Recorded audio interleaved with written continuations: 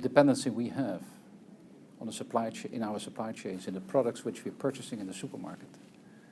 We are totally dependent on poor people whose nature, whose habitat we are affecting, who do not get the living wage, whom we do not offer a future for their children, the 1.5 billion, who know that we have a better life.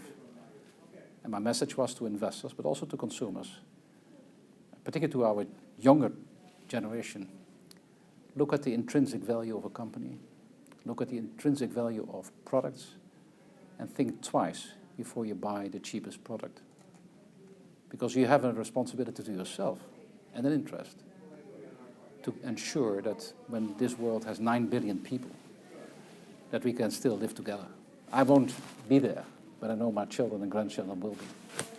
So it's a huge task, but it's very practical.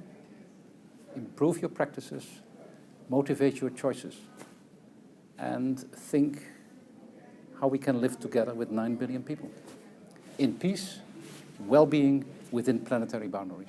I'm quite hopeful that consumers of today and tomorrow will be much more mindful of the intrinsic value or the lack thereof of products. For the CEO, it's quite simple. It's about long-term strategy, taking a view. And it's inevitable that we have scarcities, we have pollution, we have climate change. We cannot address all of those. We can adapt to them and help to mitigate the excesses of that. That's a role, particular strategic role of the CEO.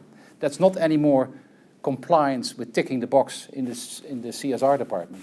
It is reporting, and the thoughts behind that is core strategy. And the CEO should also look beyond his own term. He should take a 10-year perspective. Is my company going to survive in a world of scarcities, unrest, which is going to happen? We see it every day. And we also see Rana Plaza, which is, I think, is a real inflection point this year, where we suddenly realize as businesses and as governments and as labor unions that we have to do something. The textile, the apparel we purchase is too cheap.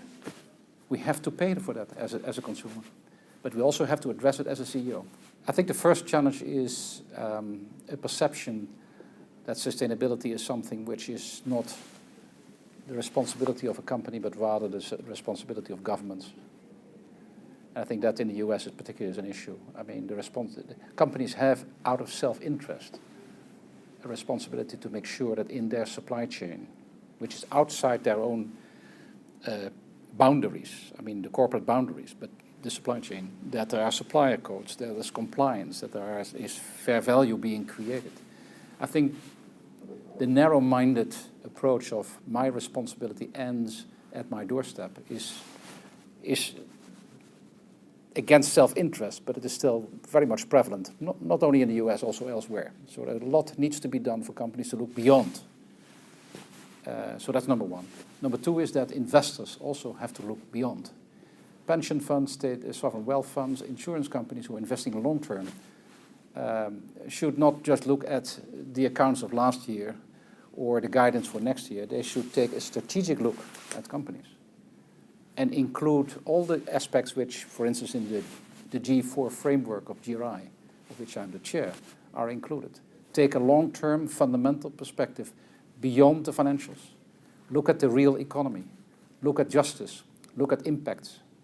Look at all the issues which we know are there and going to haunt us even more.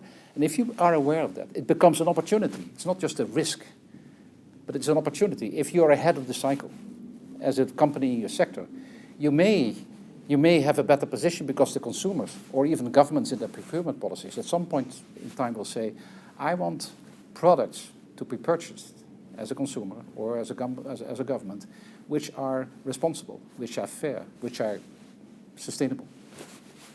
That societal pressure is coming.